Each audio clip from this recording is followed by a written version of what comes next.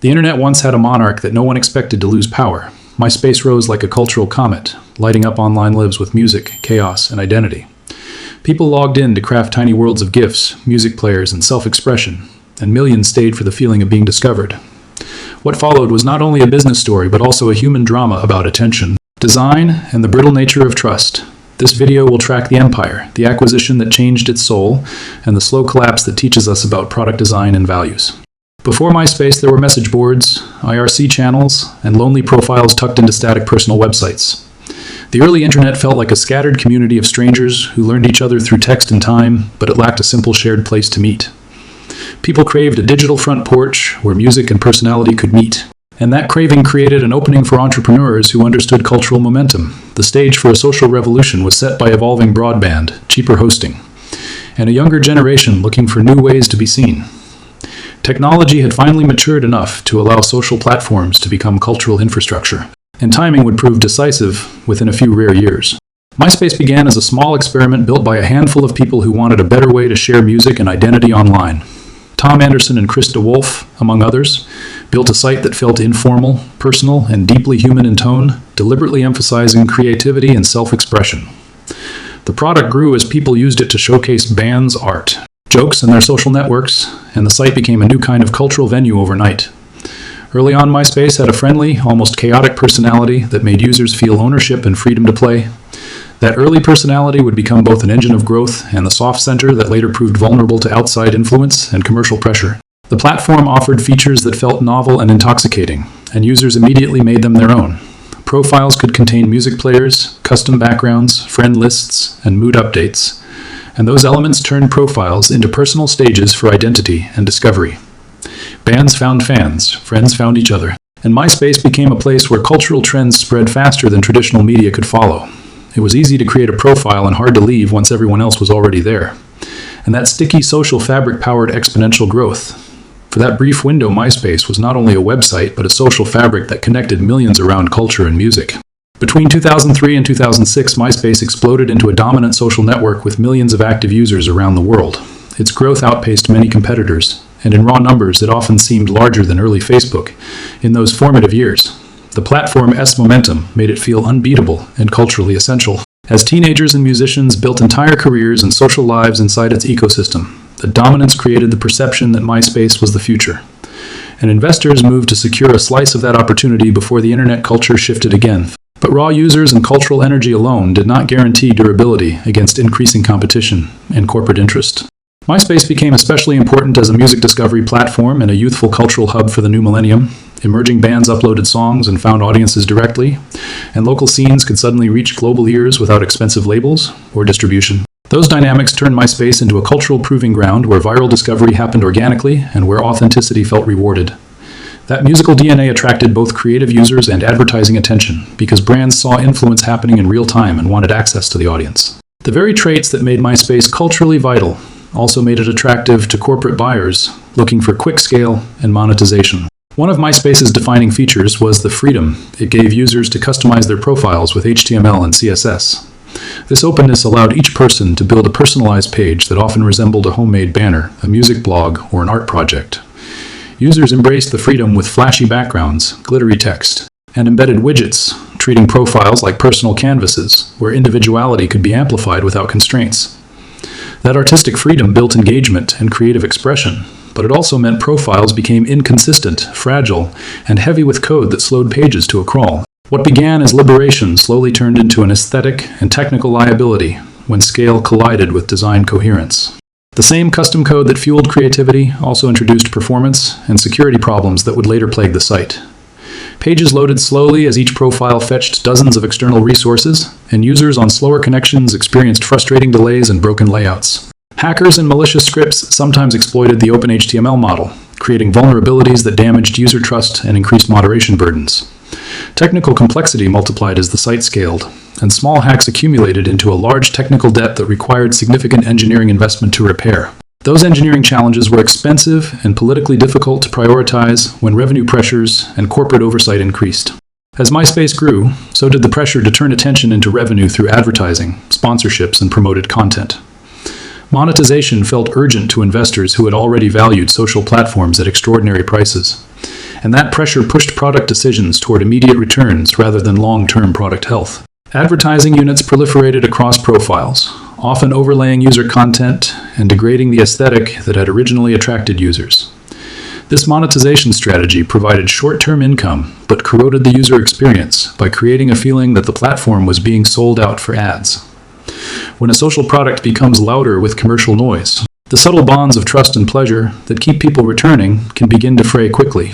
In 2005, News Corporation paid approximately $580 million to acquire MySpace, and that transaction changed the platform's trajectory in fundamental ways. The purchase was framed as a way for a major media company to gain a foothold in digital social discovery and youth culture. And it seemed like a natural marriage between old media clout and new media reach. Expectations were high that corporate resources would scale the platform into a global media powerhouse almost overnight. Yet the acquisition also brought cultural friction, different incentives, and layers of bureaucracy that would complicate decision-making and slow innovation. What followed was a collision between a scrappy startup culture and the short-term financial expectations of a large conglomerate. Under News Corp leadership, MySpace experienced shifts in priorities as commercial pressures grew louder than product tear. Executives pursued aggressive revenue models, integrated branded partnerships, and pushed for immediate financial results that often conflicted with user experience needs. The cultural tone of the product shifted away from grassroots creativity toward a platform that felt managed and monetized by committee. Corporate intervention injected resources, but also introduced incentives that favored flashy revenue metrics over subtle product health indicators. Over time, the product roadmap reflected those incentives, and technical and design investments lagged behind the demands of a growing user base. The visual clutter from additional advertising and sponsored features made user profiles less inviting and more chaotic in everyday use. Ads became larger and more intrusive, sometimes disrupting the personalized imagery users carefully arranged for self-expression. The result was a continuously worse first impression for new users and an increasing annoyance for longtime members who felt their space was being commercialized. This escalation of ads directly undermined the social trust that had been central to MySpace's appeal because users began to feel like the platform prioritized paying partners over authentic connections. As a social fabric frays, the incentives that hold networks together begin to unravel rapidly. Behind the scenes, the engineering team faced increasing technical debt as new features and third-party widgets piled onto legacy architecture. Every new widget, script, or ad tag added complexity that slowed performance and increased the odds of cross-site failures. Engineers were often forced into firefighting mode, patching problems instead of building the robust, scalable systems that a modern platform requires for long-term resilience. These compromises were not purely technical choices, but also product trade-offs, shaped by leadership priorities and revenue urgency. When technical debt compounds, the ability to innovate diminishes, and the cost of restoring trust and quality grows larger than anyone initially expects. Spam, bots, and fake profiles proliferated as moderation systems struggled to keep pace with scale and complexity. The open nature of user customization made it easier for malicious actors to hide harmful content and automated accounts within messy pages. Users encountered unwanted messages, deceptive friend requests, and spammy comments that damaged the platform's reputation and made social interactions less safe and pleasant. These trust problems contributed to a declining sense of community as honest users found the experience noisier and less rewarding over time. A social network's currency is trust, and once it devalues, migrations can accelerate rapidly toward cleaner alternatives. The visual and interactive inconsistency of MySpace profiles meant that the platform lacked a cohesive user experience across accounts. Some profiles used custom fonts and broken layouts that looked like art, while others appeared as unstyled, jumbled messes with unreadable text and mismatched colors. The inconsistency created cognitive friction for users who expected a predictable, reliable interface to navigate their social lives quickly. Over time, this unpredictability became a competitive disadvantage as other platforms prioritized design clarity and predictable interaction models. Users tend to prefer interfaces that reduce friction and provide reliable cues for action, and MySpace's visual chaos failed that essential test. While MySpace wrestled with internal complexity, Facebook emerged with an alternative philosophy focused on simplicity, trust, and clean design. Facebook's early product decisions emphasized real identities, consistent profiles, and a minimal interface that prioritized ease of use and discoverability. The contrast was stark. Where MySpace celebrated rampant customization, Facebook offered a streamlined experience that reduced noise and made interactions feel safer and more predictable. That design choice was not merely aesthetic, but strategic, because it aligned product incentives with long-term growth through trust and engagement. Users quickly recognized the difference. and many began exploring the quieter, more navigable environments Facebook provided. Facebook's early policies created a culture of authenticity by requiring real names and university email addresses, which helped reduce anonymity, based abuse, and built initial trust. The invitation model made early users feel part of an exclusive community, increasing perceived value and reinforcing network quality. This curated approach built a foundation of credibility that appealed to users who wanted meaningful connections rather than chaotic self-expression. That trust advantage helped Facebook attract older demographics and advertisers who preferred brand, safe environments. And those demographics made the platform more sustainable commercially over time. Trust becomes a competitive moat when social platforms begin competing for attention and ad dollars. Network effects eventually favored the platform that could keep people together while offering a consistent, reliable experience, and Facebook began to win on that front. People migrated their social graphs gradually as their friends and family found value in the cleaner, more useful interface. The decisive advantage was less about raw features and more about the predictability and perceived safety of the environment where people chose to spend their attention. Migration is rarely instantaneous, but small daily choices added up fast as new users signed up on Facebook, and old users spent less time on MySpace. Over months and years, this drift compounded into a structural decline in MySpace's cultural dominance and daily engagement. When smartphones exploded into the mainstream, the rules of engagement changed dramatically, and MySpace failed to adapt with speed. Mobile required clean interfaces, lightweight code, and re-engineered social models for smaller screens. And Facebook invested early in mobile, first thinking, and developer partnerships. MySpace's heavy pages and legacy codebase made a smooth mobile transition, technically painful and strategically delayed. As mobile usage became dominant, platforms that optimized for mobile experiences gained enormous advantages in daily active usage and advertising relevance. Being late to mobile turned a competitive problem into an existential one for MySpace, because users increasingly access social networks through their phones rather than desktop computers. Leadership choices during these inflection points mattered immensely, and reports often cite conflict, short-term fixes, and misplaced priorities inside MySpace management.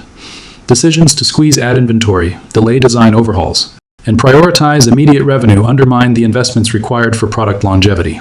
Meanwhile, Facebook's leadership focused on incremental product improvements that favored user engagement and retention rather than flashy short-term revenue gains. Corporate cultures and incentives shape product outcomes, and the clash between quick monetization and long-term product health is a recurring motif throughout technology history. MySpace's leadership environment struggled to align incentives towards sustainable product engineering and design, and those misalignments accelerated decline. As user engagement declined, internal morale and talent retention became difficult for MySpace to maintain at the level required to innovate.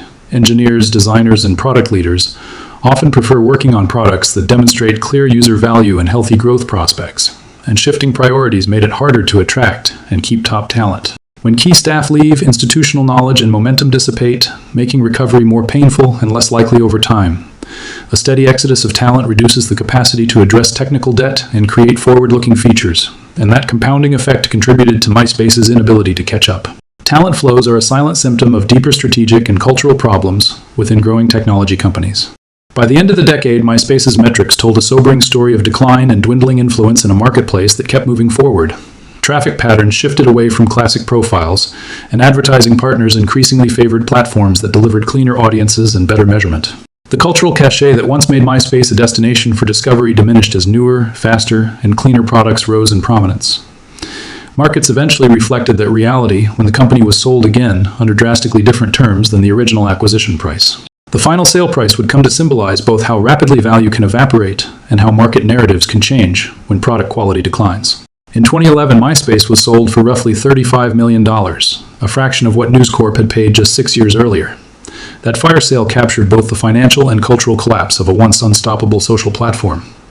The stark difference between acquisition and sale price became shorthand for mismanagement, misaligned incentives, and the consequences of neglecting the human side of product design. The sale was not merely a transfer of assets, but also a cautionary symbol for the technology industry about how quickly fortunes can reverse without disciplined product stewardship. It forced founders, investors, and executives to reconsider the fragile relationship between culture, experience, and long-term value creation. Despite the fall, MySpace left a cultural and technological legacy that still resonates in the modern internet ecosystem. It pioneered music discovery, early influencer economics, and gave millions a first taste of online identity curation that shaped how people approached social media. Many of the creative norms established on MySpace later reappeared in evolved forms across platforms that learned from its successes and failures. The site also left a toolkit of lessons about the balance between openness and governance, about the costs of technical debt, and about the long-term consequences of monetization choices that harm user experience. These lessons are as relevant to founders today as they were during MySpace's final days.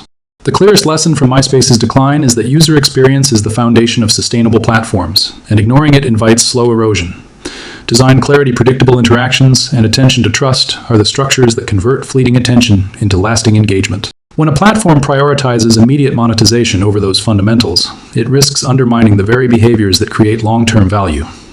Investors and managers should treat user experience as a long-term asset, rather than a variable expense to be trimmed, because the path to durable growth passes through consistent product quality and trust. The economics of attention reward platforms that protect and nurture their communities, not those that exploit them for quick gains. A second lesson concerns technical debt and the importance of disciplined engineering investments over time to maintain product velocity.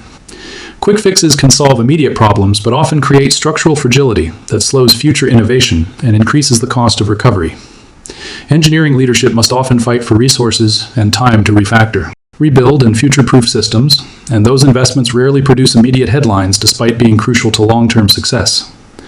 When companies defer these choices for the sake of short-term metrics, they accumulate liabilities that eventually constrain growth and strategic flexibility. The balance between shipping features and maintaining a healthy architecture is rarely glamorous, but it is indispensable for sustainable platforms.